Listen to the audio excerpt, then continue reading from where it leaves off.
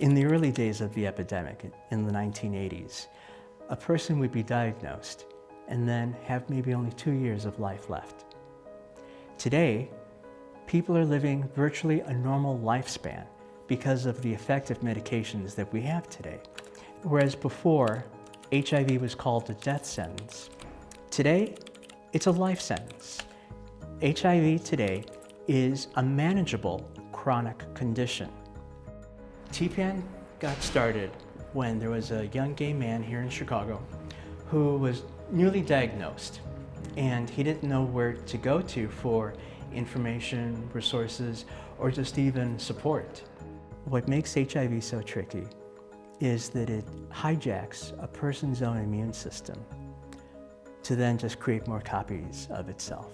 And as complicated as our immune system is, that kind of makes it difficult to fight the virus, but it also gives us opportunities at various points to fight the virus, to stop that duplication effort.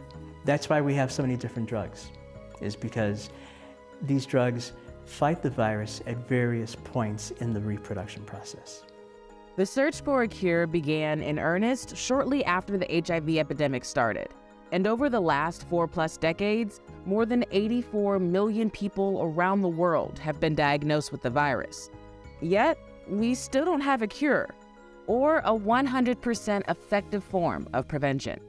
We are used to, historically, an infectious disease occurring, and in addition to looking for treatments, medication treatments, to looking for preventive vaccines.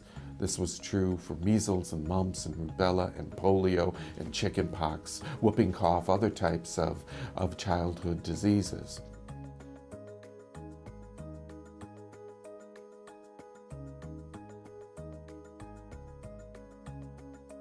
So we're talking about two different types of vaccines. Protection for people not infected but who are at risk, and two, of types of vaccines that are therapeutic that would be of assistance to the immune system and of an already infected person with HIV.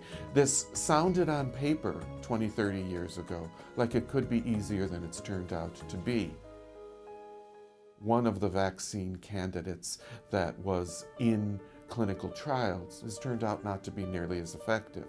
This is at least the third or fourth such vaccine candidate that has proven not to do what we would like it to do. He's talking about Mosaico. The trial was a partnership between the US government and the pharmaceutical company Janssen. In January of 2023, researchers announced they were ending their clinical trial after finding the vaccine did not reduce a person's risk of getting HIV compared to the placebo.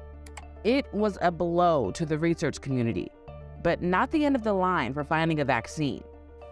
We've learned something from that, and scientists will take what they've learned and work towards the next solution. There are other vaccines being studied, but those are in early development. We always hope for the best, but the difference now than, say, 20 or 30, even 40 years ago, is that the treatments we have for HIV, the antivirals, suppress the virus, maintain a healthy immune system, keep an individual from transmitting HIV sexually, have resulted in a functional cure. There are at least 3 different commercial products now out there available for the prevention of HIV. A pre-exposure prophylaxis for HIV involves a pill a day or an injection every 2 months of a single drug. And these are great. These make it easy. Other sex-related HIV prevention tools include antiretroviral infused vaginal rings, and of course, condoms. The fight continues, and it's just going to get better. The paradigm is changing. So it's like what my best friend said at the time, almost 30 years ago, when I told him